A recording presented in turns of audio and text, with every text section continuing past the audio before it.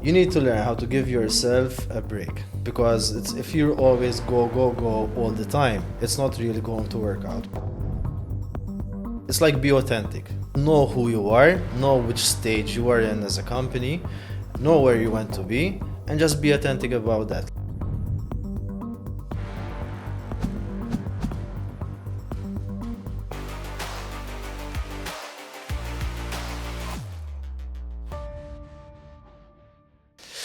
Another episode of the Grow Up Podcast. Thanks everyone for tuning in. This is an episode of milestones. This is the 20th official episode of the podcast. Most podcasts do not make it past the 20th episode, so it's a big milestone for us.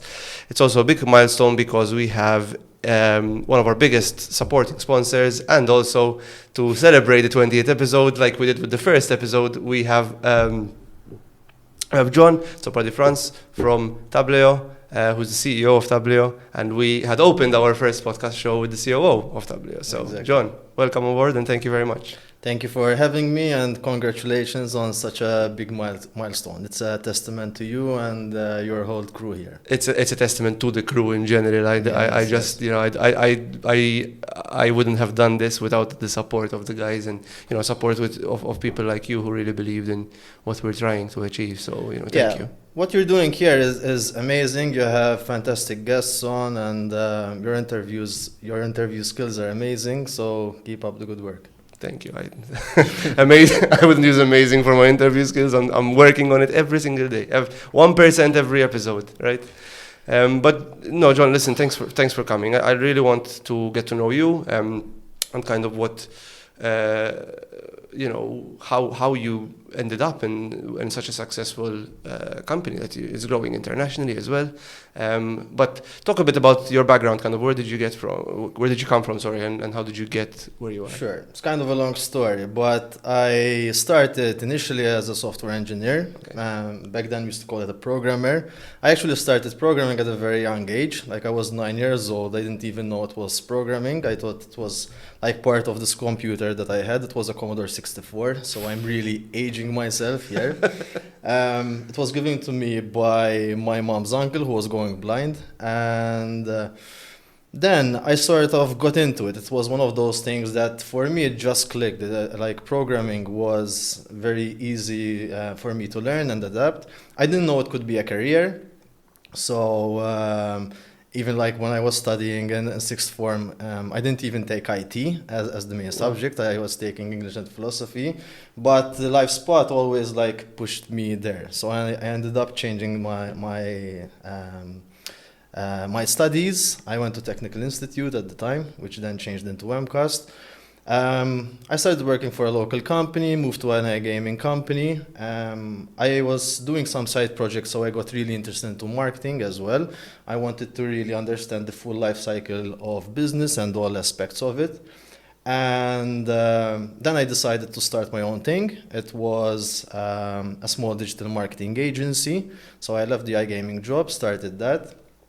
And I had some really amazing clients, some big local clients like Malta with a lot of hotels and so on.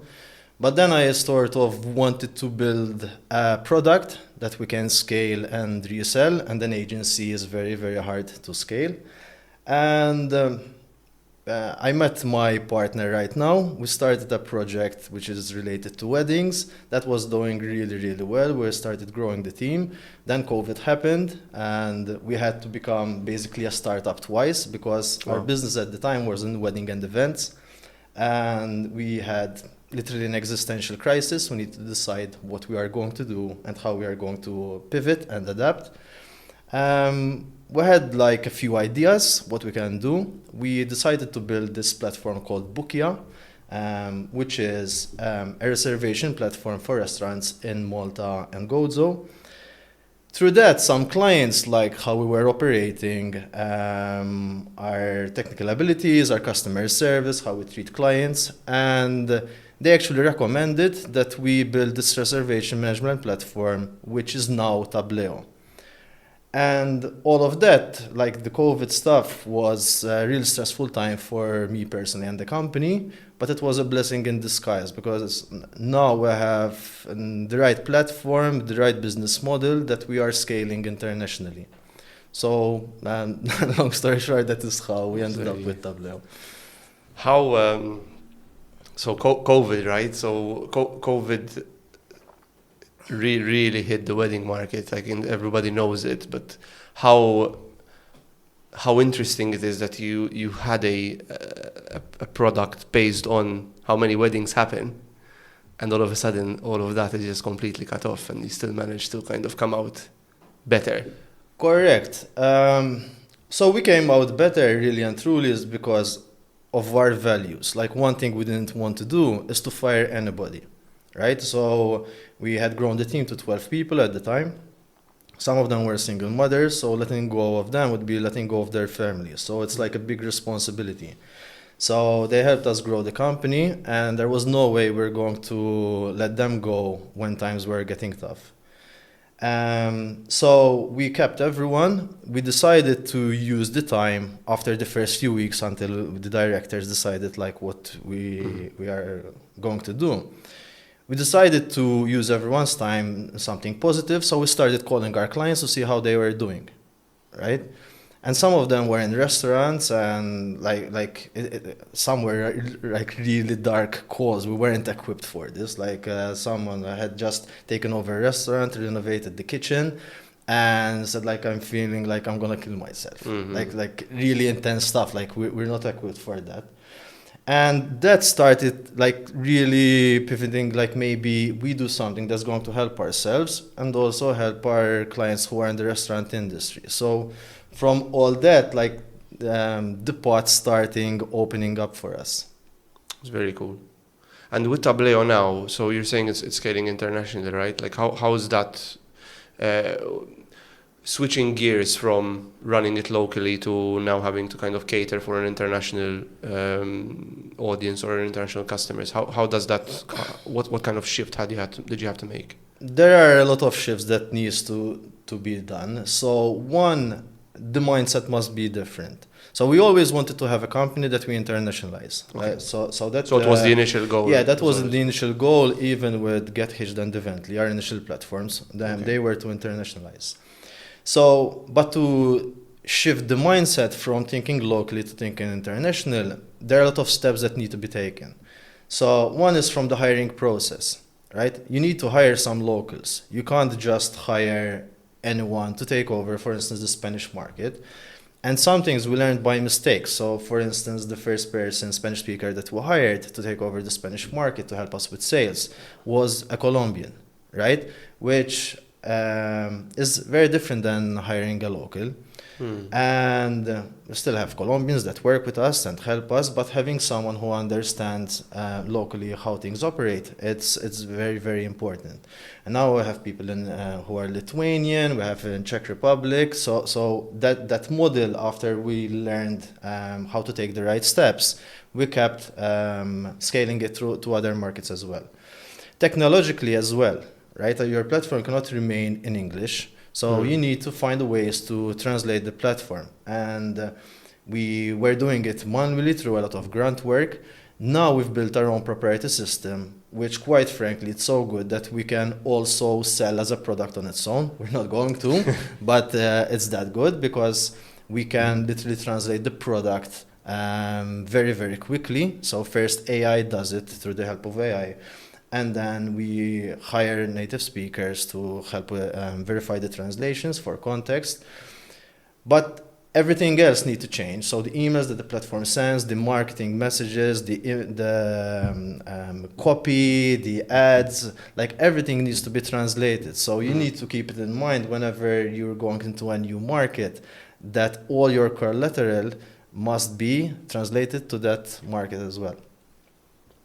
It's you're just like, there's just so much that you don't really consider, right? But I want to take it back to to having somebody local, right? So I think for me it's a big highlight on the importance of understanding how things operate, but also like kind of the cultural affirmations that you have with somebody who is local, with the local clientele as well, right? Is that something that you kind of prepared for? Is it something you learned along the way? I know you initially hired someone Colombian, but what were the challenges there? It is a mixture of both. right? So there were some learnings along the way and some things that we knew that had to be done. With hiring foreign or locals, that we learned it even from the Get Hitch days, like when we were tackling foreign markets, we were hiring locals. And in the restaurant industry, there are still, let's say, old school mentalities. So people still love being sold to in person, like having someone going there, shaking their hands, demoing the product and say, listen, this is what we have, this is what it can do for you, and this is who we are here, there's a tangible person that helps. It makes a huge difference in our market. It's not the only way that we do get clients on board, but it definitely makes a difference. What would you say your percentage of onboarding compared to digital outreach, for example? I would say at this point it's, I think, close to 50-50. Okay. Right? Because we started like really going hard with onboarding through digital means in last November, December, and we're constantly making tweaks to the onboarding process. And we have a really good team that we scrutinize every small step of the onboarding process, right? And when you find where the holes are, where the gaps are, or what can be improved, we noticed immediate differences. So between marketing team and the product team and the tech team, right now they're working closely hand in hand to optimizing this process. We do have the special sauce that even for those who are onboarding in a digital and digital means, like outreach through mail or through AdWords or through research and so on, there's still we still try to have that personal touch, because when someone gets to use a product for the first time, they will not get to experience the full extent of what they can get out of this product. So we help guide them through the way. We call it customer success, and it helps them get more out of the product. I mean, it happens even to people who are very tech savvy. Like if you open Photoshop or whatever software you use, even the most experienced ones will maybe use 40% of that product. So what if you get them to use 60%? How will it change their operation? And of course, they will start using the product even longer. No, but the byproduct is retention of the client. Exactly. Well. Yeah, that makes sense. And there's like that, not almost, I was going to say it's almost skill stacking, but it is skill stacking the client, right? Like you're just showing them new features, maybe drip feeding them as they go along, whatever, or amend it as they, to their needs particularly. 100%. And we have two kinds of clients. So we have clients who have never used a platform like ours, which is a reservation management platform. And we have others who are moving from another platform to ours, right? So you have people who never use the system and people who are coming from another system, and there is a slight adjustment that we need to help them with. Do you ever make like concessions and customize some features for big clients, for example? So that is a very good question, because it's a hard thing to stay on a certain path. So we built this, let's call it, internal system of triage, right? Like what they do in the emergency room. Like if you have 3 patients who all have an emergency, which one do you choose to handle first? So we avoid doing developments, custom developments that will only serve one client. So the only development that we'll do for the platform is development that's going to benefit a higher percentage of our users. We are not a software development company, and some customers have even offered us a good amount of money to do something customized for them. But if it's going to slow us down in our path or put us on another trajectory, then we avoid that. So in business, 2 things are very important, right? One of them is what you decide to do. And the other, which is even more important, is what not to do. Because it's very easy to fall in the trap. that yes, we can do it, but just because you can do it doesn't mean you should do it. Does it match your vision, and is the outcome, again, for the greater good of growing the platform? So if you had to give advice to people that are looking to open their own thing or they're doing their own gig, right? Where would you place the vision in terms of at which step do you really outline and highlight kind of what the company should be doing, what the values are, to kind of get to the step of knowing what to do and what not to do? Oh, so the vision and the values, they need to come about like before you start the company. Like even just by choosing the partners, the other directors that you have on board. So a lot of projects fail before they even start. You just don't know it yet at the time. And having the wrong partners is one of them. So I've been lucky. I have two other partners. The co-founders are Ben Vincenti, who was on the podcast, and Steven Kotkuti Bonavita. And like we've had a lot of conversations even before we started the company, because we wanted to know not just where we wanted to end up, but how we are going to get there as well. Like you can be rich by building a company in a certain way, or you can rob a bank, right? But is it really like one thing over the other? Which one would you choose? So the values are very important, because even the company, the product itself can change, like ours have changed. And many companies' products, they started for one, they pivot into another. So yeah, if to answer it shortly, it needs to start as early as possible. Very interesting. I can tell you're very passionate about like values and all that. So now that your team is growing, so how many people do you have like right now working for Tableo? So now we are 22 people. So 22 people is quite a milestone, because you're now getting into the middle-sized kind of SME stage. So how do you keep?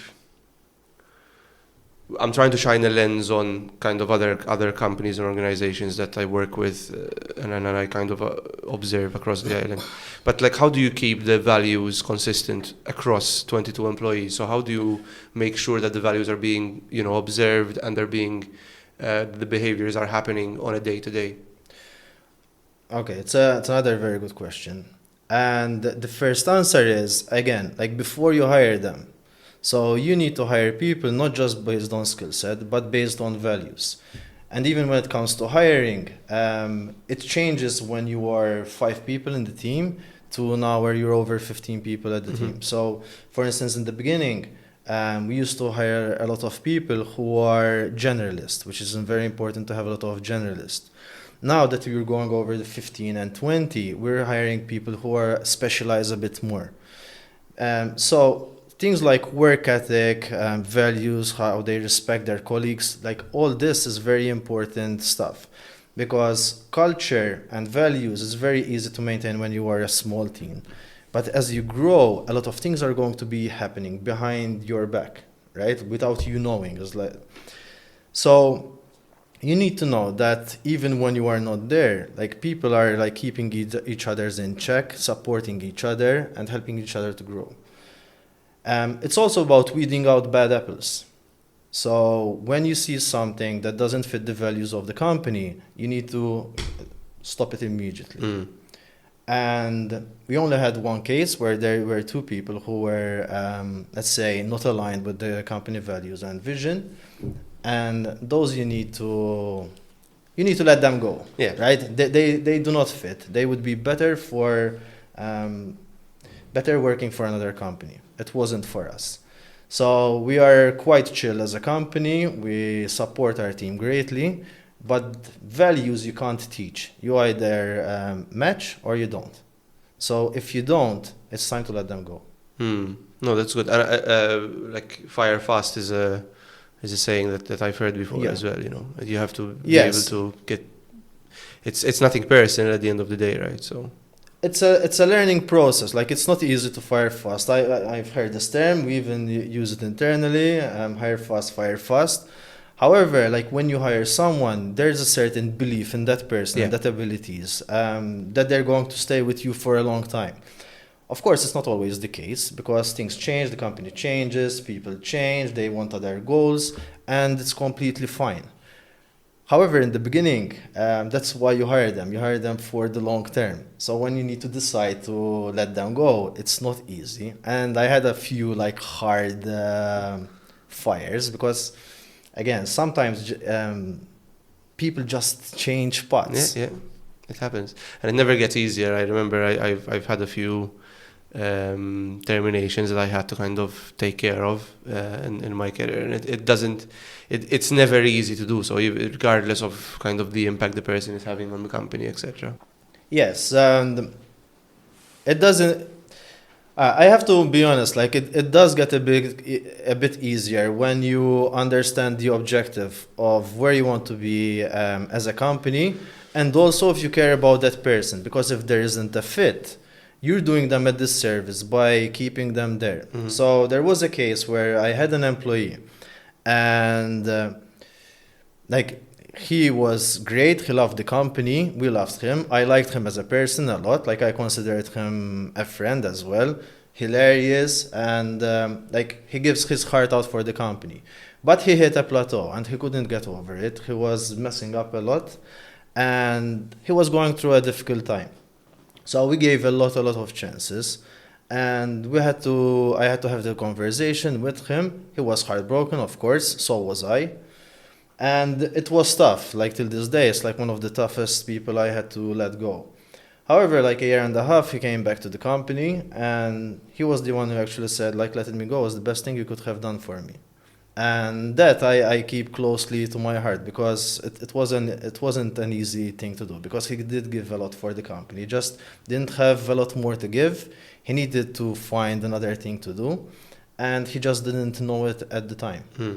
So it's Getting that kick up the ass sometimes really helps. Huh? yes, and it's just human nature. Not all relationships are there to last.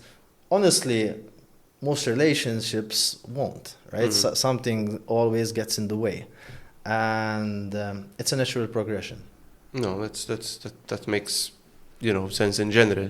How important is it if we look at so as a CEO, right? So from your perspective, so somebody who is steering the ship per se, right? Who's in charge of steering the ship? How hard is it to bounce back and forth from obviously being part of the operation and understanding what's happening and making those tactical decisions, to then being able to take a step back to keep in line with the vision to make the strategic ones? So sorry, it's a bit of a convoluted question, but it's double layered, right?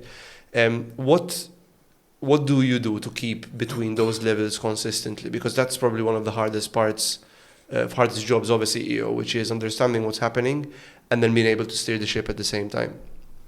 Yes, it's a very difficult thing to do, and for me personally, it's a learning process. So it's still something that you need to constantly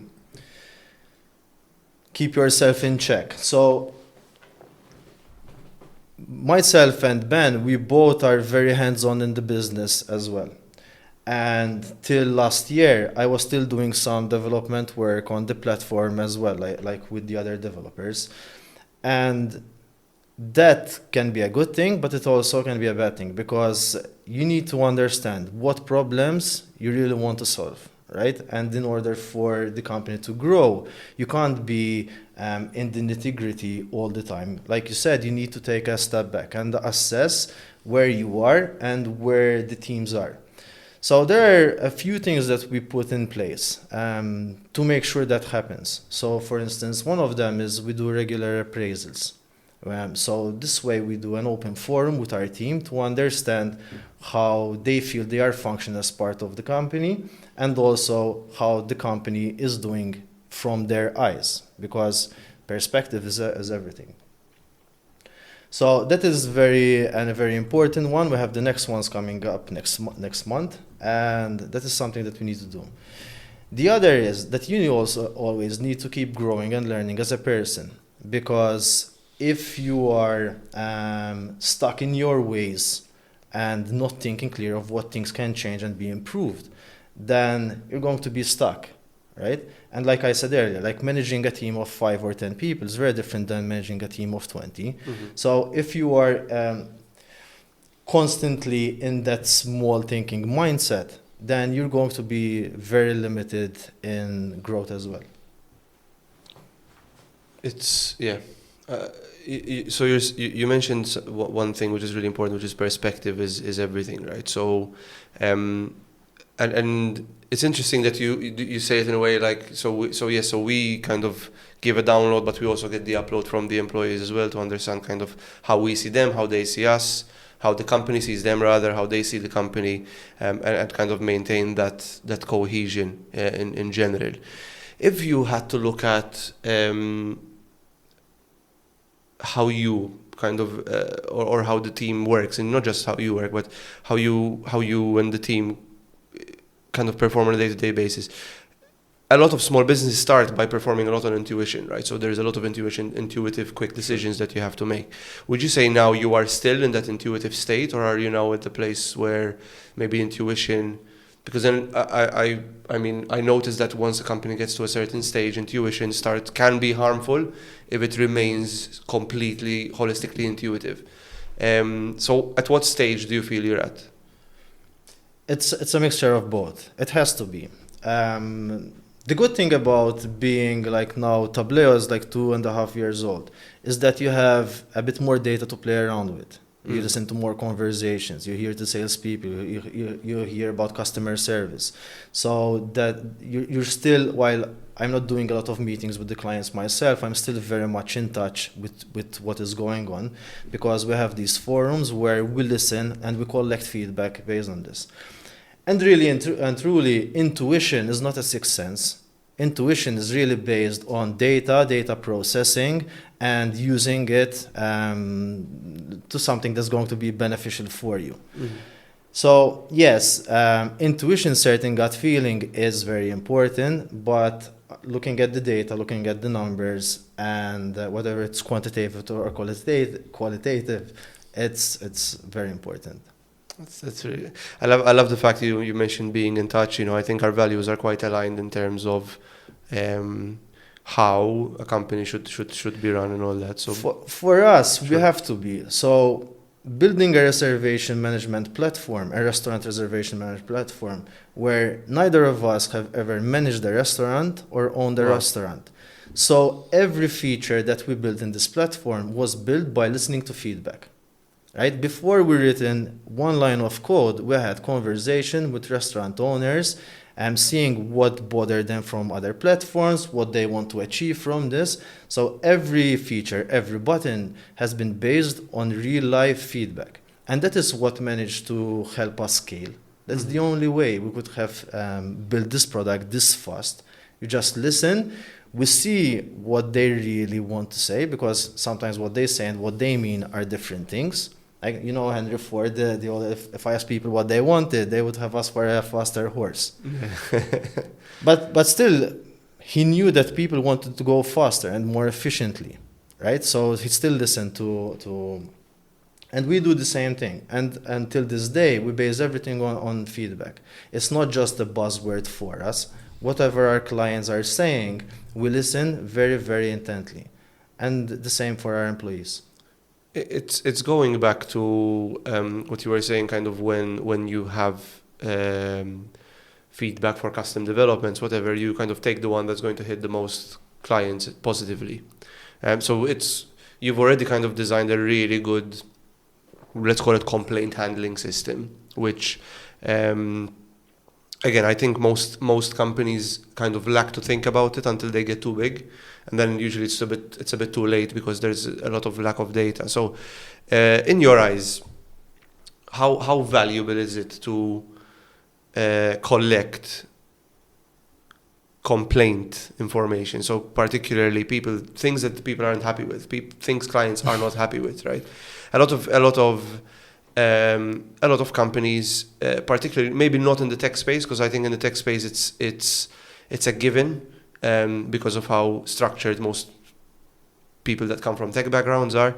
But if we look at kind of in general running in businesses, like how valuable is it to collect negative or just feedback in general from customers, and in the same breath be able to categorize it in a way that you can then prioritize executables. A whole lot. Like, it's very, very important. We, as a company, we ask for it. So we have a process where after X amount of weeks that a restaurant is on board, we call them up to see how they are doing, what they like, what they don't like. It's easy for you to ask for pats on the back to understand what's going well. Mm-hmm. But sometimes you need to ask for them to tell you what can be improved. Because people are either too busy or trying to be polite for whatever reason. Some would rather like move to another platform if they don't like something, which can be very trivial, than saying, listen, if you did this instead of that, it would be much better. So we take customer service and customer success very, very importantly. So we actively look for what's not going well or for what can be improved. And I highly recommend it to everyone. Like, you need to feel the pulse of your audience in order for you to give the optimal service. Mm-hmm. 100%. Do you think, not just locally, but like internationally, do you think that there is, because again, this is a bit of a leading, loaded question from my end, but I feel that there is a big lack in this space in general. Maybe in the tech space, it's a bit more prevalent positively. I'm saying that there are systems in place. But if we look at other industries, it does feel that there is a bit of a chasm between the sales aspect, the delivery aspect, and then boom, then there's nothing, right? Yes, and I have a theory for this, and I think it's because we are in a very small country where the overpopulation, the supply and the demand part allows businesses to not care enough because they will still get enough customers for it to make sense. Mm-hmm. And we see it, like if you see like the banking industry, how many times do you hear people applauding their customer service or their efficiency? Like, I haven't heard it in a very long time.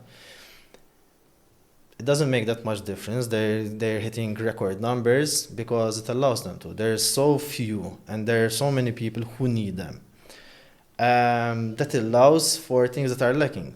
Same with certain marketing. Like our marketing and advertising is very, I would say, basic. Like there could be like a lot more elaborate marketing campaigns, and some companies do, and they shine. However, most they do some advertising on Facebook. They will still get clients, just a boost, nothing too technical. You've seen one, you've seen them all. Yes, Yeah. yes. It's all like copy and paste, right? And that is why. So people vote with their money. So if you're complaining that something is expensive and you still go buy it, it's not that expensive. Mm-hmm. And if you're complaining about customer service but you keep using that service, it's not that bad a service. Like sometimes it needs to go completely opposite for like very, very bad for them to change service or change provider. One example comes to mind is Ryanair, because I don't know if you ever followed Yes, their short yes, films yes. or TikToks or whatever, Brilliant. but they're hilarious. Brilliant. They'll be like, oh, I don't have enough space. Yeah, but you're still going to use us because we're cheap, like, would you rather pay, whatever, I don't know how much Ryanair would cost nowadays, but because I haven't been on a flight in a few months. But let's say, would you rather pay 200 euros or 1,000 to travel from one point to another, right? Yes, they lean into who they are. Yeah. They didn't try to, when they were hearing complaints, imagine if Ryanair did the opposite. They issued an apology. Yeah. Like it would be a disaster. It wouldn't work. For sure. Listen, we are cheap. This is what you're going to get. Either you use us or you don't. And it's brilliant and people love it. Like you love it. I find hilarious. it fascinating. I think this also requires a hell of a lot of self-awareness from whoever does the marketing, or maybe I'm pretty sure that to an executive level they wanted to have that vibe. But it takes a lot of self-awareness to kind of know what market you're into as a business or as a product and lean into it, as you said, right? For sure. So there are a lot of things that need to happen for that to become a thing.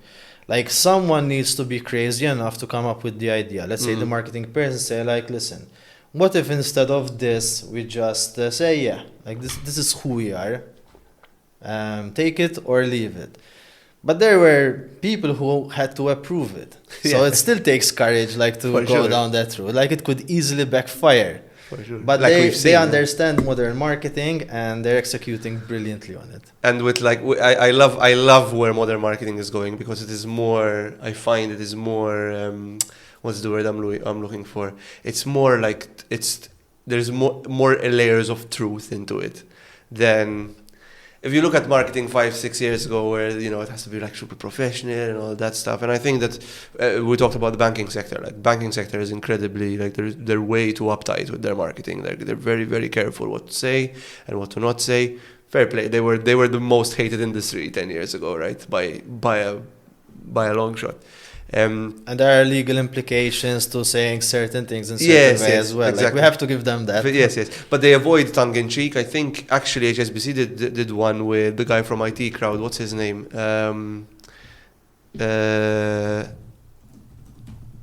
Anyway, so it was Richard Ayoade. I'm sorry if I mispronounced the name.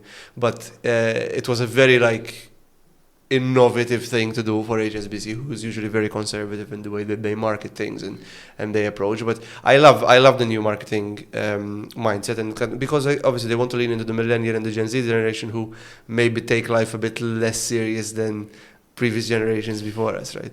And it's similar to the content that they like to consume. So this user-generated content sometimes is more impactful than a multi-million euro For sure. advertising. So, like, the TikTok generation are really changing the game. And For sure. the amount of reach that you can get from doing something very basic. Like, recently there was this thing going around about parents asking their kids if they want to go to the Four Seasons. I literally had it in the tip of my tongue. I was like, have you seen the Four Seasons Orlando, baby? Right. Like, it's crazy. Exactly. So they could spend, like Four Seasons, they could spend €1 million in advertising, building this ad and so on, and it wouldn't spread like wildfire. Like, this small video from a mobile could have spread. And they took that family and they gave the baby like a full, or whatever, the family like full, You give them a obviously. lifetime, it would be like the dumbest move if they didn't do that. But now the other videos of like the baby dressed up in a tuxedo eating spaghetti at the Four Seasons Orlando, and there's like a shit ton of millions of views on the actual TikTok. Huh? That Stanley Cup, was it the one for who Yes. the car caught on fire but it was still cold? Did you see that one? I don't think so.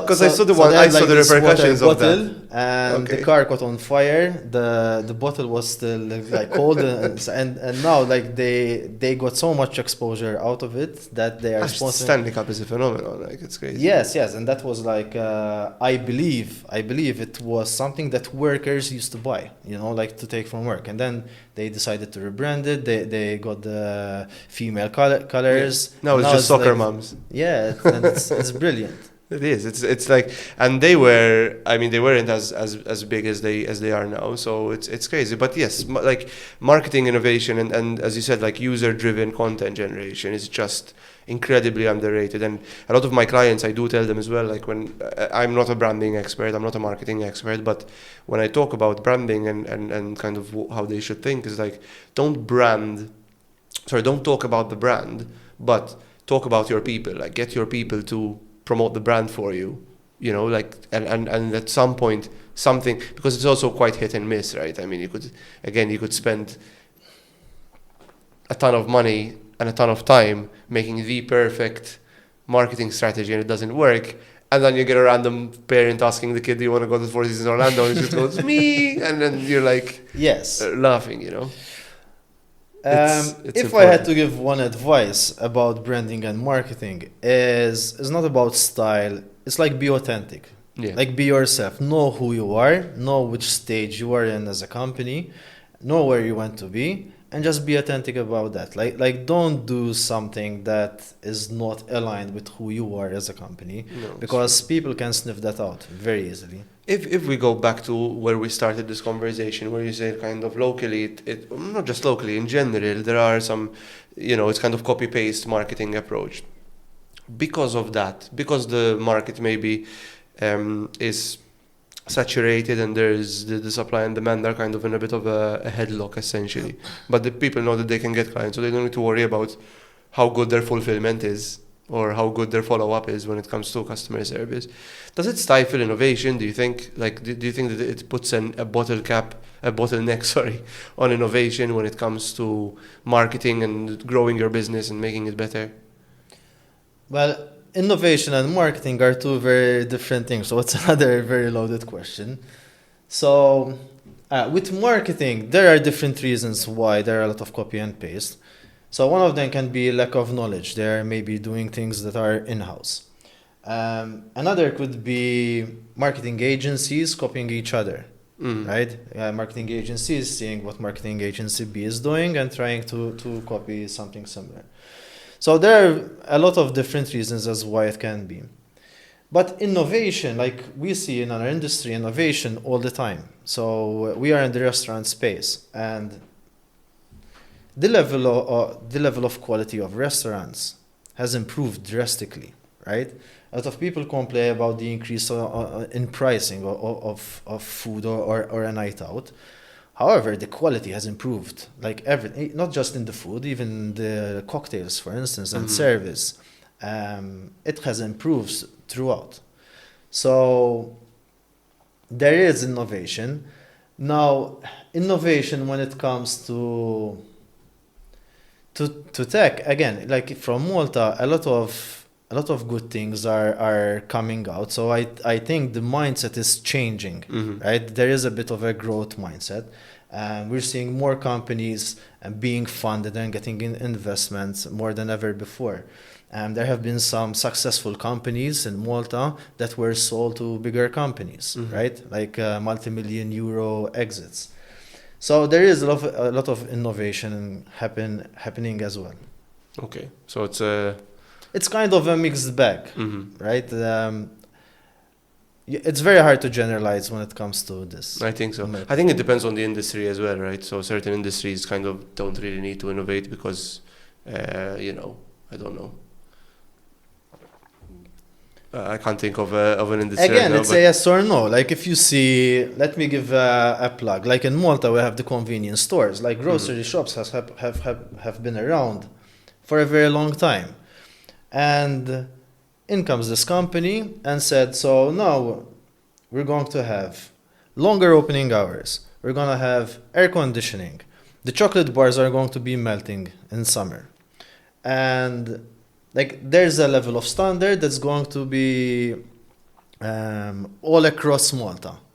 So that is innovation in itself, right? It's taking a very, very old concept that has existed since the beginning of time. And they made it better. They gave it a standard. So there are ways to get even the most boring, generic kind of business and innovate it.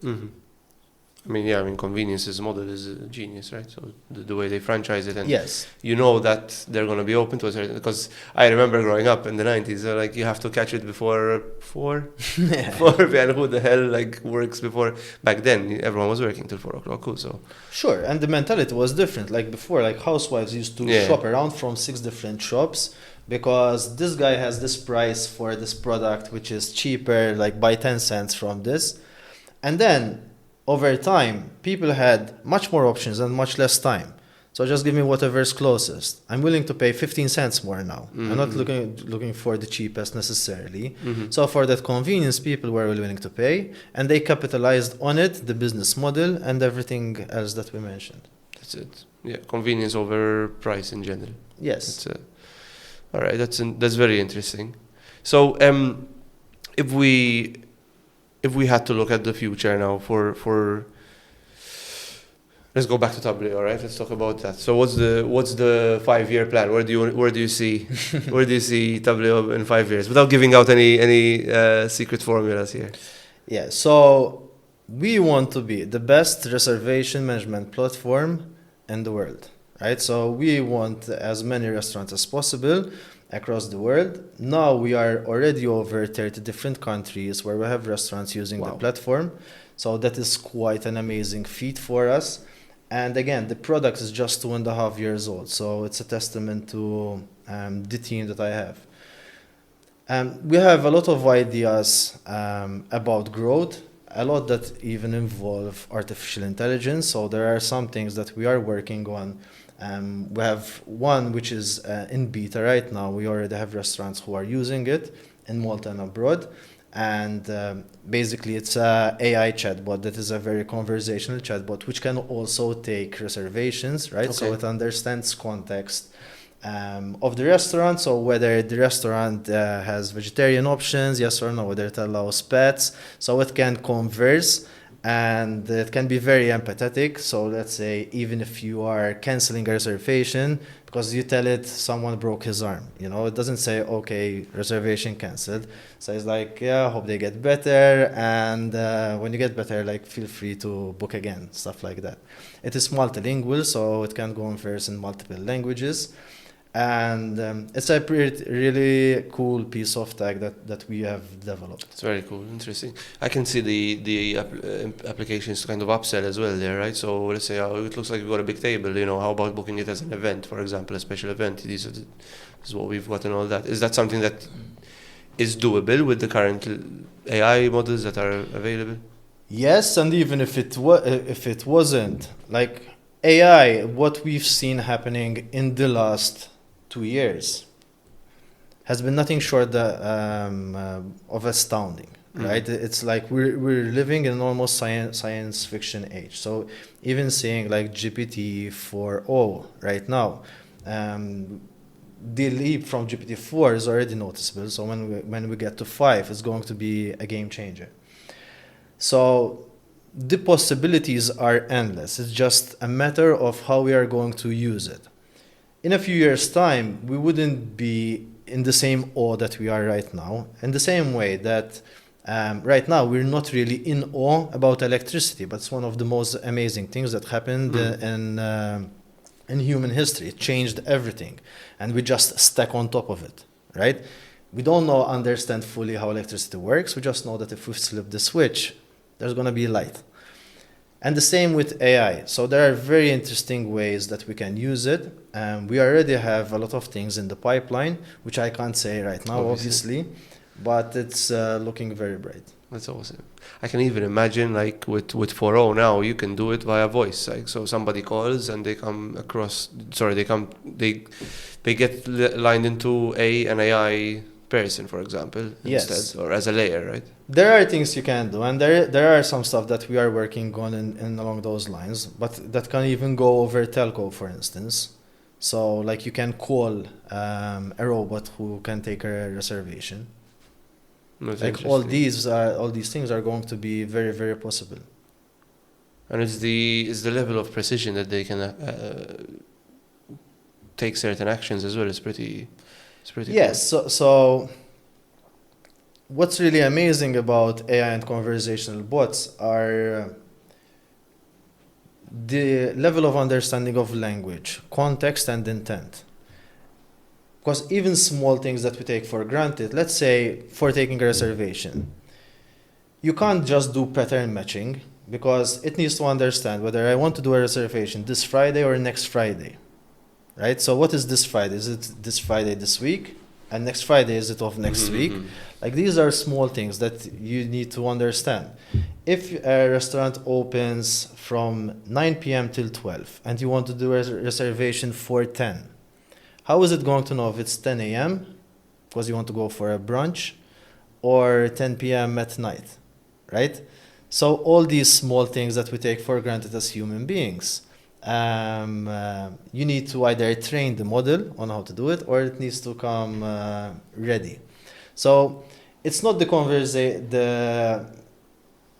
question answer, but really understanding what you meant by the question and how to answer it. That makes sense. So it's not just what is being said, but how it's being said. What are like the links between certain words, as you said. So yes, and whatever is happening in the backend. So if, again, with reservations, if you want to book somewhere at 8 p.m. indoor, but they don't have availability, how do you fetch the data and give the other availability? Right? So 8 you don't have, it's 8:30, or we only have outdoor now. Say, but I don't want outdoor. Can you put me on the waiting list? Right? So the conversation flow can go in so many different directions, Whether the old way of doing it, where you have a form, there's limited input and output, you can easily contain it. No, it's true. I think like one thing that Ben had mentioned, I remember, I have a very bad memory, but I remember is the no-show aspect of kind of how the product really helps restaurants kind of avoid or at least backfill no-show. So how will AI kind of help that as well? Yeah, so no-shows are a human phenomenon that is hard to stop completely. You can only decrease, because no-shows happens for various reasons.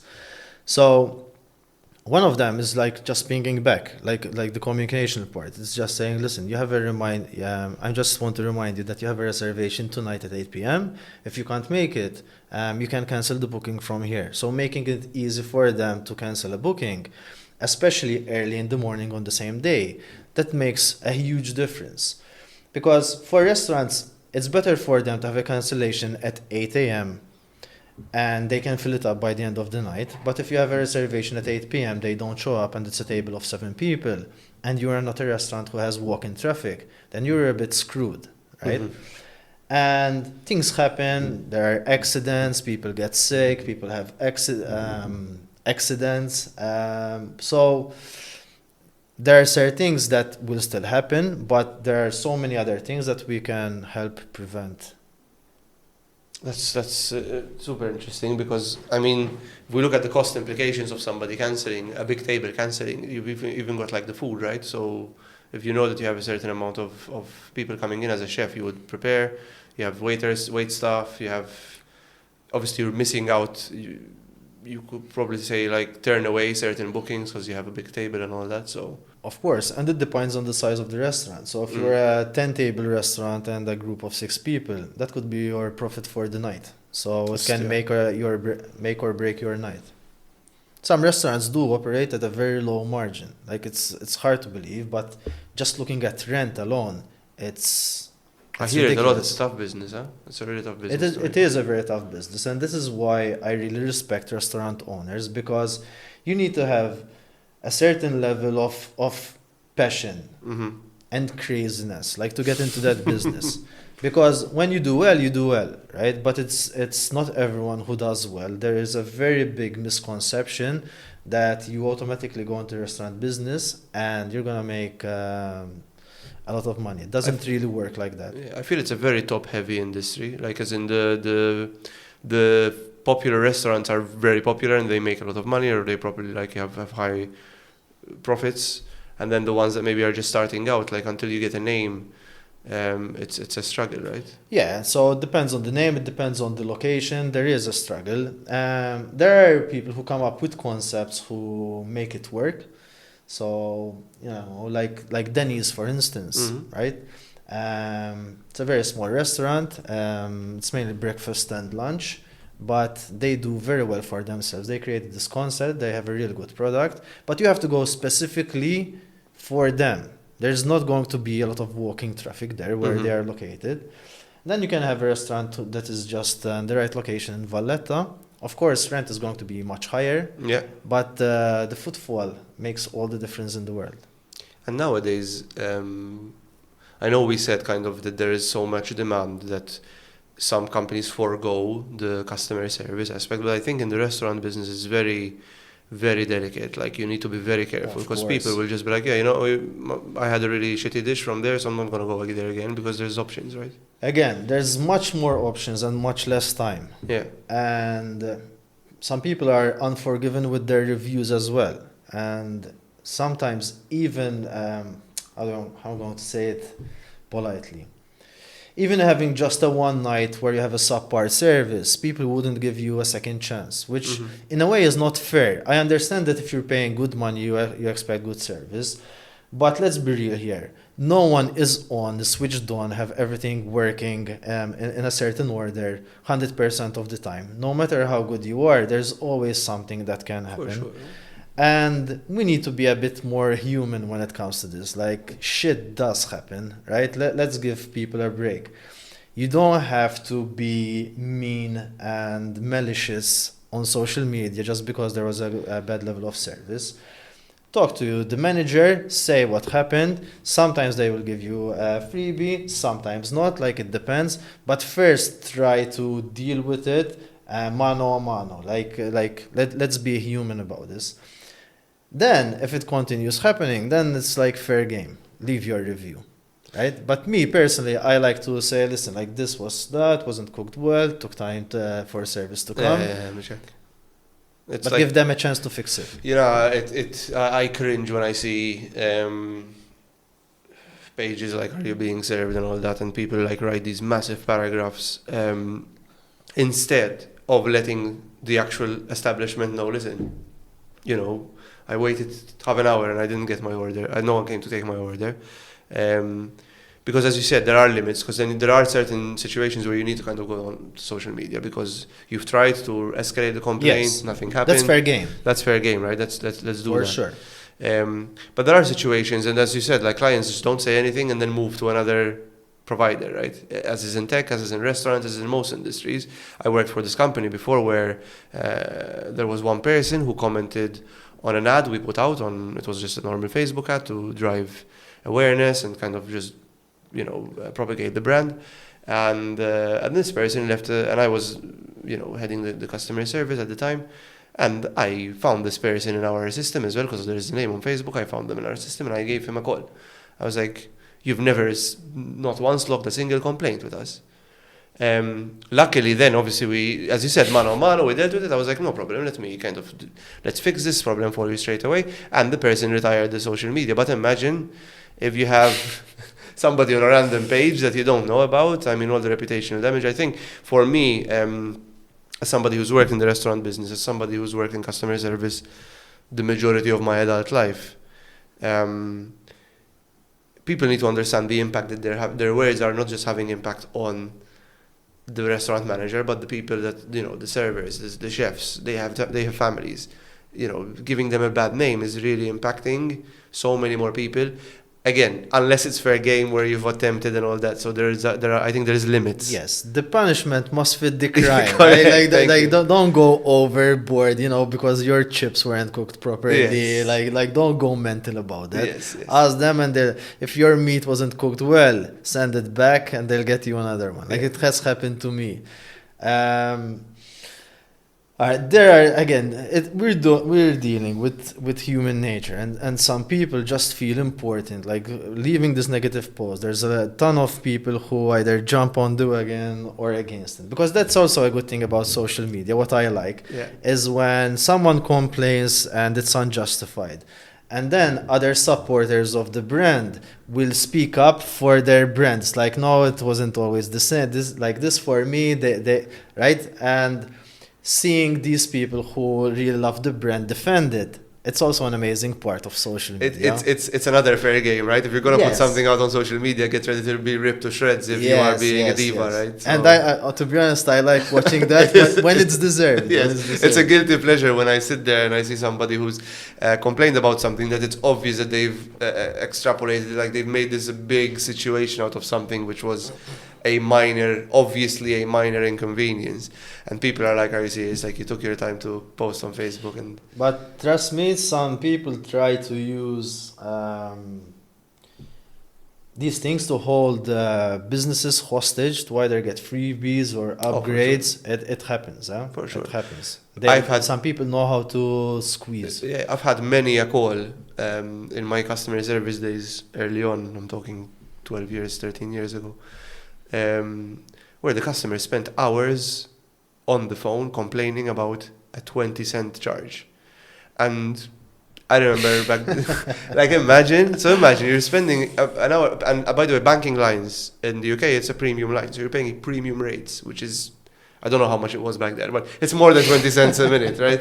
So this person spending an hour complaining for a 20-cent charge. And I remember I used to take calls over, because back then I was like a team manager or something like that. And I'd be like, you do realize it's costing you more than the complaint. Oh, but it's out of principle. I was like, is it though? Is it really? You need to spend money to make money. Dude. It's crazy. But no, I mean, it's very interesting. Like the psychology behind customers complaining and how businesses handle it is very interesting. And there are podcasts specifically about customer service and complaints, and it's very fascinating kind of what to do and what not to do when you have complaints, etc. Yes, and again, like, context is everything. So, like, to stay in the restaurant space, some people, what tend to happen is, so I had this conversation with this restaurant who they got on the Michelin Guide for the first time. Nice. And after they got on the Michelin Guide, it's when the bad reviews started coming in.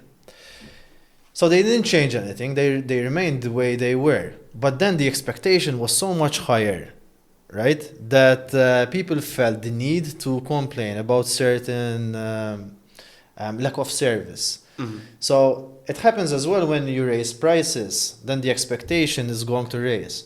Like in my previous business, the digital marketing agency, a hotel had this problem where resellers were hiking up the prices a lot. They didn't have any rate parity clauses. So the charge per night was much higher than the hotel service could give them. So the level of complaints increased drastically. Mm-hmm. And the only way to go about this was actually to tear down the hotel and build a new one. Wow. They couldn't get away from the bad reviews.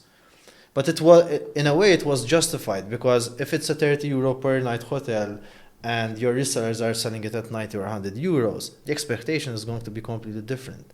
So it's very important to understand the business and the waters you are swimming in. And I think how you are perceived is also, like you said, perspective is everything. And I think this, looking at the Michelin example, for example, how clients, so it could be that maybe there were new clients, or maybe a bit higher standard clients, because if you are going to a Michelin star, there are certain level of expectations, and we've seen more and more Michelin restaurants in Malta, whereas we had none. I don't think we had a single Michelin star restaurant if we look at just a few years ago, 7 years ago. I might be incorrect. Yeah, I don't know the exact date when it started, but yes, it's been increasing. But now it's been increasing, which is great. I love restaurant in general. Amazing restaurants in Yes, Malta. incredible. Like, I go and eat very rarely nowadays with the kid. It's hard to go to a Michelin restaurant. You know as much as I do. But when we do, we kind of like going to eat somewhere nice, because it's a one on every X months dinner. But going back to what I'm saying, like, so perception is reality. I would argue that sometimes perception is even more important than reality. Mm-hmm. So how people perceive you and what's real can have a big impact on, let's say, your success. So the perception is often better than reality. Mm-hmm. So it's very important to curate that as best as you can. Hence the term "fake it till you make it." Right? But no, I think if you want to be perceived as a brand that charges, I don't know, 15 euros for a bottle of water, I'm exaggerating, but if you want to be perceived as that kind of brand, you better have the service to back it up, or and the consistency to back it up as well, right? So yes, the it's story key. must fit. Yes, it's true, because people will start looking for patterns and be like, okay, is this guy full of shit, or is it like, or is it real? So if we had to go back to perception, what we're talking about now, but in a B2B space, so what Tableo does with other businesses, right, with restaurants businesses, keeping that level of delivery and fulfillment based on what's being promised. How do you manage that? Like, how do you manage that level of consistency when deploying and Yeah. Okay. So most people, when they see you for the first time or get introduced to the brand, it's either coming from a referral or from your marketing message. Okay. And so if it's coming from your marketing message, never try to oversell what you can't deliver on. Right? The old adage is like under promise and over deliver. Now, of course, even that, like, there's you need to do a certain balancing act, because you need to show them that this is the product for them. This is the company that they have to work for. So your marketing message and your level of standard, they need to match, and you need to keep it consistency. So from a tech product, that happens in different ways. So one, speed and efficiency of the product is super, super important.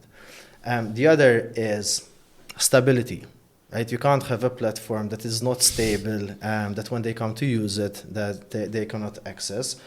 It needs to deliver on a promise or a series of promises. So if you're telling them that their business is going to improve by joining your platform or being part of your company, then you need to deliver on that. And you need to continue building on that, because what they find useful right now might not always remain enough. So our product keeps growing according to the needs of the restaurants that we have on board. Communication is also important. Post the sales part. So you got them on board now. Are you staying in touch with your customers, right? So if you talk the big game that there's a lot of customer service, but then they never hear from you after they got onboarded, then do you really care about them and what they think? So earlier I mentioned that we have certain time frames where we get in touch with clients again. At scale, this is an issue because you need enough manpower for this to happen. Because if you have, let's say 100 restaurants that you're going to spend 10 minutes, that's 1,000 minutes, right? Mm-hmm. So that's going to be a lot of hours. So as you scale as a company, that will be harder to do. But there are different forms you can do it. Sometimes it's over the phone, sometimes it's over email. For instance, us as a company, whenever we do product updates, we make sure that we send regular email updates to our clients to notify them that there are these tools. And if they need help, we can give them training. Sometimes, I mentioned training, it comes with a level of retraining. So we don't just talk a big game, we make sure we back it up. Yeah.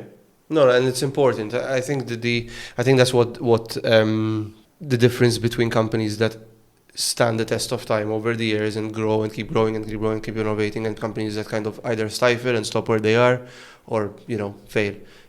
Because of, we have a great product, that's great, but then the way the product is being managed, it is not kind of the ideal way. We've seen big companies struggle because of it, big companies take big steps back.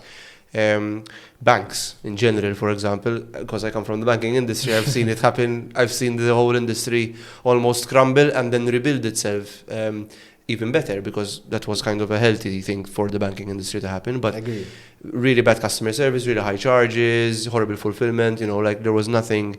It was very sales driven. Again, it was sales driven, and I have nothing against sales. I love sales. I'm a sales coach myself. I enjoy sales performance in general. I love sales conversations, but if done right, sales conversations are customer service at the same time. Like if you do them at the right cadence and the right from the right lens, you are solving someone else's problem, right? For sure. But if you're doing it for the sake of, I just want to make money as quick and as much money and as quickly money as possible, that's just the wrong take. Like, mate, you're going to fail eventually. Yeah, there is one way to see it about sales, as like we say the ABC, always be closing, right? But if you really understand it as like when you're closing the sale, you're also opening a long-term relationship with these clients. Yeah. Then that can be a game changer in the mentality of the salesperson and of the company. So one more thing that we like to do, that the messaging and the product and everything is aligned, is that we have regular meetings between marketing, tech, and product, for instance, right? Or marketing and customer service. So we are not siloed where the marketing do their thing and like they would know this new big feature that's coming, like when we thought of the idea. And that as well has been a game changer for us, because even we made a mistake in the beginning where tech and product come up with this idea and we work on it and then we give it to market and say like, see what you're going to do with this, do the landing pages for it. So when we had that realization that there could be a better way and we executed on it, and now there are more heads of departments part of these meetings and conversations, they can pre-prepare, they have enough time to create the marketing messages and copy and emails. So everything is super aligned. For sure. I think knowing when to silo work and when not to is key. Yes. I've always thought about it like you ideate in collaboration and you execute in silos. So being able to execute in silos is important, but then when it comes to ideation, it's important to have as many key stakeholders as much as possible to kind of have that conversation. And it's going back to what to do and what not to do. I think it's important to know who is not going to be in that conversation as well, because you don't want to include, especially like once a company gets to a corporate stage or quite big, like you don't include everyone in the decision making, for example. Just of course, key players, No, decisions should not be made by committee, right? You need to take bold decisions. You collect information from the right stakeholders, but in the end, you need to have you need to be able to take a decision, and it's not a voting thing. Not everyone does see the big picture, and not everyone can understand the long-term vision as well. Even if you spell it out to them, some people are good for short-term and they are necessary, and some people are good on long-term. And one thing also that's very important is just because something is working right now doesn't mean you don't look back at it in 6 months' time and say this can be improved. So, like you mentioned, and even I mentioned, like we're having more people involved in these meetings. But then there's going to be a certain point of time where it's going to be too many people still, right? So then it goes overboard. Like in the beginning of the company, we used to have a Monday morning meeting where everyone in the company used to join, but we were 6 people. Right now, it doesn't, and it no longer makes sense. So these meetings have to be split up by departments. Sure. So yeah, we have this term, like I don't know if we can say it, that Ben and myself we use a lot, and it's like don't fall in love with your own bullshit. And it's not really bullshit, but what it means is just because something is working for you right now doesn't mean you don't look back at it and scrap it if it no longer makes sense.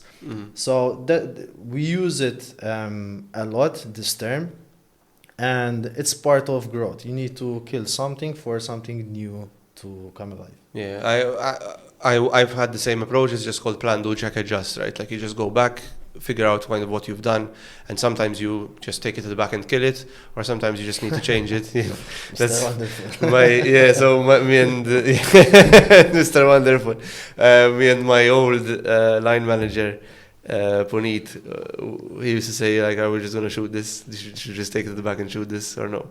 And how important is that? And it is such an underrated practice, and it's such a practice that's not used in quite a lot of businesses, and it's one of those things that even when you spell it out, they just don't understand. What do you mean? But we've always done it this way. It's always worked, it's always worked up until it stops working. At one point, it's going to stop working, and you're going to be caught with your pants down, for lack of a better phrase, because then you won't know what else. You've not done the grunt work of thinking about a new solution or a new process. And it goes within the continuous improvement or Kaizen methodology, which is just revisit your processes. And you don't have to do it all the time. But as you said, an all-hands meeting between 6 people on a Monday makes sense. An all-hands meeting between 150 employee company. No way. It's just a waste of time. Like, what the fuck are you doing? So it's really key to... I think part of the laws of scale is revisit your procedures, like revisit what you're doing, and I agree with that. So like I resonate with it so much because I see a lot of people stick to their guns and say no, this is how I've always done coaching. If we look at coaching, right? So I'm a lot I'm quite into coaching. I love learning new things, but this is how I've always asked the same questions. This is how I've taken the conversations, and this is the model I've always used. But that model could be outdated, right? People think differently now. Yeah, that got you here. Now, what's going to take to get you there, where you want to be? It's, I think there's a lot to say. Like how you make your first million revenue as a company is not how you're going to make the next 10 million. It's completely different. Like you need to completely reinvent the way you approach. Even you as a person will be completely different because people talk about it's not the journey, it's the destination, but it's like everything, it's both, right? It's the person you become throughout the journey. And in a company, there's no real destination. They're just milestones. They're just different milestones. And you need to change as a person, as a leader, along the way. You have to. right? There's so many things that you need to learn about business, about people, about sales, about product, about tech, that if you're going to be stuck, then the company is going to be stuck right along with you. Yeah. And it's a disservice to the people that you employ as well if you end up doing that, right? So I saw a post today where it said like comfort is one of the worst addictions. So if you're comfortable, for me, it's now become like almost a trigger when I'm comfortable, like when I'm happy with something. Like I go through this like self-destructive cycle. Like I need to do something different now, because I know exactly what to do and what not to do. I know exactly who to speak to. So now I think it's time to grow and kind of catch out of this cocoon or whatever, and move on, because it festers, right? Even just personally, I think. Yes, and even personally, you need to assess yourself and see like how you are performing as a human being, like your mental state and everything, and be able to take the hard decision to make the necessary changes after you understand what you no longer like about yourself or about what you are doing. You don't need to necessarily understand the why things are being done this way. You just need to know this is not good, and I want to work towards that. How does it serve me, right? How does it serve me and the people who I take care of? And in this case, it could be your employees, it could be your family, whatever. So no, absolutely agree with it. Comfort is a killer, man. Comfort is a killer. It is. And I remember personally, like before I left my job, I was very comfortable. I was very happy, good salary coming in, chill, very nice routine. But I did nothing of substance for like 3-4 years, and that was a lesson. I understand that completely. Like when I started I worked for an iGaming company. Like the money I was making back then was ridiculous. I didn't know anyone in my surrounding who was making that amount of money. And the first few years, they were amazing because the environment was much more chill. I could literally go and spend time with customer service, just sit next to them, see how they're doing certain things, and then build tools for them. But after a while, it was too comfortable. I was feeling like a plumber, just fixing all stuff, getting paid for it. And it wasn't the life for me. I wanted to build something. I wanted to create something. I wanted to do things my own way, right, with my own people. And those are the benefits that we work for when starting a company. Because you have a vision that things can be done in a certain way. And for better or for worse, the success of the company relies on you and the people around you. We look at it from a psychological standpoint, right? Do we need? Because I'm now I've gone self-employed myself as well, and it's just like I've never been more worried, but I've never been happier at the same time, because there's that constant moving forward, like momentum feel of I'm doing something new, right? And I'm pushing myself. So are we designed to be comfortable psychologically? I would say yes, because the majority of people look for that comfort. It's the amount of people who are entrepreneurs, who are self-employed, who start companies, is less than people who actually work for companies. So, and comfort can be addictive, right? And it's just not for us. You need to be built in a certain way. Owning a company in a lot of ways is much harder than not. However, the highs are much higher and the lows can be much lower. And you need to decide what is it for you. So I'll tell you this small story, right? So it was during the COVID times, and I had a friend of mine who invited me over. He was applying for a different job for a company, and it was a 60K job. So it was new, this programming language that he was applying for, it was new to him. He got stuck in an exercise and wanted some help. And I went there, I helped him, and at that time I had to reduce my own wage, like for the company to survive. And I remember walking back home. I was like I could just apply for that job, You know, it's very easy for me to get. Like all my worries, all the stress. Yeah. Like there is a way out. No one would say you did the wrong thing. Everyone would understand. But by the time I got home, which is like 15 minutes away, I was like, no, like this is what I want to do. This is what I wanted to build. So I'm pretty sure not everyone could do it. It's not like to pat myself on the back, but you need to be wired in a certain way. You need to have a certain belief in yourself and the decision you made and the people around you, like my co-founders and so on. And knowing that in the long term, this is going to pay off better than getting that 60K job. Honestly, it didn't even interested me at that time, let alone now. No, it's true. Because ever since I went self-employed personally as well, I've had opportunities to go into full-time employment, and as tantalizing as it was, and I've gotten really close to say, I'll take that job because it's a salary and having a family, like having children and of course it really impacts the weight of that decision sometimes as well. But so far I've been able to stick and say, it's going well, or I'm just 5 months in, it's gonna get better because I'm learning, etc. But it is hard. It is hard. I'll say this shackles. as well. Like being entrepreneurial doesn't mean necessarily having your own company. You can be an entrepreneur within a company that will support it. Yeah. So even if someone starts a company and ends up working somewhere else with another company, I would not ever think any less of them. There is only upside to starting your own business, because the things that you are going to learn along the way are going to change who you are as a person, and things will just keep getting better from that. I truly believe that. And I've seen it happen multiple times as well.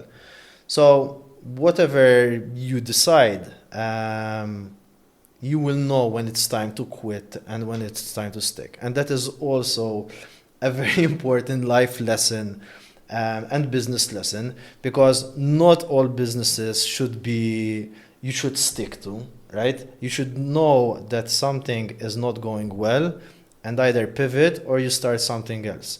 This is like why most businesses who fail, or the entrepreneurs who are successful, would have like 5-6 businesses that failed. Yes.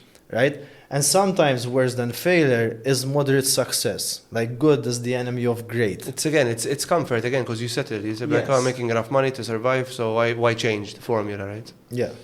And you see that a lot with a lot of businesses. You shouldn't be in survival mode all the time. Yeah. No. Yeah. So it's about balance. It is. It really is a balancing act. But it doesn't have to be balanced all the time. No, right? There's moments of intensity. Yeah, there are moments of intensity where it's okay to go extra hard one side. It doesn't make sense to have balance all the time. You think Olympic gold winners would have a full work-life balance all the time? No, right? It doesn't really work like that. You like MMA. You think fighters have a good work-life balance. Some during fight camp will not see their family for 12 weeks. Of course, sure. Right? But if that is what's necessary, then you do it. You have to do whatever it takes. Now, you need to assess what balance means for you. So if I had to be away from my kid, for instance, for a full year, it's not worth, the juice is not worth the squeeze. Mm-hmm. But you need to know what you're willing to sacrifice, what you're willing to give up in order to get what you want. For sure. I also, on the flip side of that, so I've learned it now, there are certain weeks, like this week, for example, where, because I'm quite a high intensity guy, I know I am. I can be too much for some people, because especially if I have a goal in mind, it until I scratch that itch of and get the relief of getting, it's not even, I don't even celebrate, it's just a relief. When I achieve the goal, it's not even, I don't even celebrate. I'm like, let's move on to the next thing now. But I've now learned as well to have weeks like this where I don't really have much planned. So this week I take this week to ideate, figure out kind of, is there any other clients I can call, and also give time to the seeds I've planted in the past month to take shape, because a lot of decisions, a lot of calls come after after a bit, especially like in the consulting world, you just kind of have to give time for things to come together and gel together. Even like, so I've now learned to, on the flip side, just chill for a week. Like it's okay, because I feel guilty personally, and I know everyone, kind of a lot of people go through it as well. But it's okay to take a step back and just look at the work and just wait for the work to fall in place, right? Sure. You need to learn how to give yourself a break, right? Because if you always go all the time, it's not really going to work out. We mentioned like the athletes. Like, not even athletes, they don't train 7 days in a week, because resting is also part of the training process. You need to heal, you need to grow. And like in bodybuilding, like you break muscle in the gym, but you really grow and while you're repairing, while you're sleeping. I like how you pointed at me, by the way, when you said bodybuilding. I know. It's my huge biceps. Quite jacked. No, but it's true. It's yes, there's a lot of hard work in anything, even in training, in running, in martial arts, in bodybuilding, but a lot of the growth happens when you're resting, really. But it's the same translated in business. It's when you are being introspective and understanding, like we said before, what processes are working, what hasn't worked, what are the issues that my team are having, how can I solve them, how can I interject, do I need to interject? There's so many things that you can ask, and that's the power of stepping away, I think, of taking a break as a leader, especially, or as someone who's self-employed, who leads myself, which is just a one-man show right now. It's really, really crucial to take a step back. And a lot of people don't understand it. They'll be like, oh, I'm so stressed, my team doesn't understand me. And these are verbatim complaints, you don't find good people anymore, my team doesn't understand me, they don't care, where everyone is just burnt out in the company, just needs to learn to kind of fluctuate through the highs and lows, periods of high intensity, deliver the project, then, celebrate, take a bit of a break, like go a bit on autopilot, it's okay, Yes, it's very important to understand at which stage you are in, and at what state your team is in as well. Like, don't push them too hard. Even sometimes they push themselves, and there was a scenario that happened very recently with a developer where he worked on a really big project. It was Friday, and it was like 2 p.m. He was done. And I was like, man, like, you just chill now. You did a really good job. At 3 p.m. we see another ticket moved. It's like, listen, man, like, honestly, because it was a very, very intensive project. He put a lot of pressure on himself. He delivered on it. And I know, like, not a lot of, let's say, leaders would say, like, stop, like stop work. But sometimes, yes, just stop working. Just go spend time with your family. You outdone yourself. Then we don't never tell them to work on a Saturday. He was working on a Saturday. Wow. So, because even if we think about it selfishly, over time, there will be diminishing returns. When you're burned out, you're not performing at your optimal. Even though you're giving all you have, it doesn't mean it's the best that you can give. It's just all you have. But if your tank is empty, all you have is not good enough. No, it's true. And mental health and mental state are also like it's a conversation on its own. I don't want to get deep into it. But managing your mental state and your team's mental state is a very important level of awareness that can impact the entirety of the company. The best people I've worked for were very, very good, especially with someone like me who's, just a snowball. They used to call me a bull in a china shop. I had like 3 different managers said, Danny, you're a bull in a china shop. Because I just go at it full on, like just deal with it. But the best managers I had were all able to take a step back and slow things down and say, just wait, don't make a decision now. Let's sleep on it, give it a week. Let's see what happens. And it's really, really good to know when to step on the gas and when to take a break as well. Like slowing things down is important. I just got up a quote here where it says, nature does not hurry, yet everything is accomplished, which is really cool. Lao Tzu. But it's just an interesting concept of taking that break, and it's just as it is in sports. I make a lot of sports comparisons to business because I hate the trope of we are a family at work. Like that's bullshit. We're not a family. You don't pay a family. But being a team, like comparing it to a high performance football team, is such a you can draw. I mean, to be fair, sports is a business as well, right, in itself. But but it is a people-centric business because it's athletes, and how it's run and how we should be running businesses is very, very comparable and makes a lot of sense. Yeah, I hate that too. Like we are not a family, we are a team. Because family is like we love usually unconditionally, but there's also no clear objectives of what is expected from each individual, right? While in a team, there is a common goal, common vision. You are part of it, and you need to contribute towards that vision, right? And so. It can become a family thing if you are not giving clear objections to each individual or as a team, and you let things slide or preferential treatment. So that bullshit. No, I agree with you. I hate it. I remember I walked into a job once, and the first thing that the HR manager said was like, "Oh, we're like a family here," and I was like, "Fuck, what did I walk into, man?"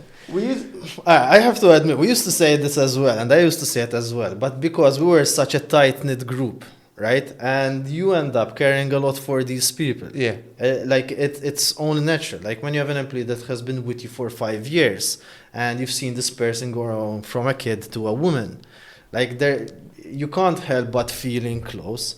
But that small mental shift of no, we're not a family, we're a team, also creates a positive impact because everyone needs to deliver. Like we have a goal to accomplish here. Mm-hmm.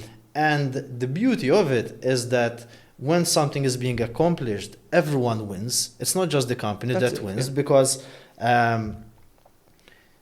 having a good job where you accomplish things, you get to feel good about yourself, right? Rather than being a monotonous drone who always does the same thing. Being part of a company that is winning also makes you feel good.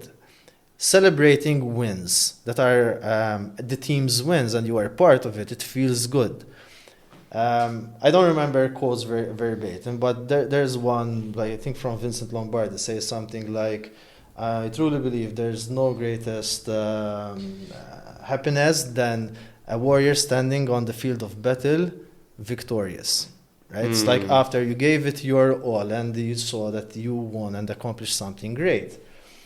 And this is why we still stay in touch with the company. We're with our team. We're very transparent. Every Friday, first Friday of the week, I have a meeting with them where we say what we did as a company the last month, what the goals are, who accomplished what, if something like top salesperson or if customer service got these positive comments from clients. So everyone understands what's going on. And they deserve it. They deserve to know what's going on, what we're thinking about, and even to get the pat on the back. It's true. And I was surprised by how many companies don't do that. And that the value of that is insane, because you're keeping the same direction, you're keeping everyone in the same, pulling the same rope. Everyone's kind of on board with the vision, on board with the values, on board with the direction, and kind of pulling or pushing in the same towards the same goal. It's just for us. For me, it's basic. For you, it's basic. But I can't really stress on it too much, as much as I want to here. Like if you are in a business and your team doesn't do that, and you have any power to start doing it now, like as soon as possible. Not all the time, but there needs to be periodical touch points. Yeah, be transparent with your team. There are things which will be on a need-to-know basis, but on the whole, the overall vision, trajectory, and each milestone should be celebrated by everyone in the team. Excellent. So we opened with milestones, and we're going to close with milestones as well. I think it's a perfect time to close it off. We're on the hour and a half mark, by the way. So we talked, huh? So no, listen, John, thank you very much for coming on board, for coming to the show and being our special guest on the 28th episode. I highly appreciate it. Yeah, it's a really good conversation. Thank you for sharing all these knowledge nuggets and all that. So, and thank you for supporting us as well as Tableo. It's excellent. So, you're going to be our new sponsor starting. I think, well, by the time this episode airs, you will be already a sponsor on a few episodes. So, thank you very much for the support. It's our pleasure. It's a pleasure for me being here. This has been my first podcast. Has it? Okay. Yes, you popped my cherry. And we like supporting you because like I said in the beginning, like I think you're doing an amazing thing here. It's not easy to launch a podcast. I think you're doing a fantastic job, and we like to support startups, right? And you are a startup yourself, so Essentially, yeah. keep it up. Amazing. Thank you very much for being on board, and we hope to see you again in the future. Hope so too. Amazing. Cheers. Cheers.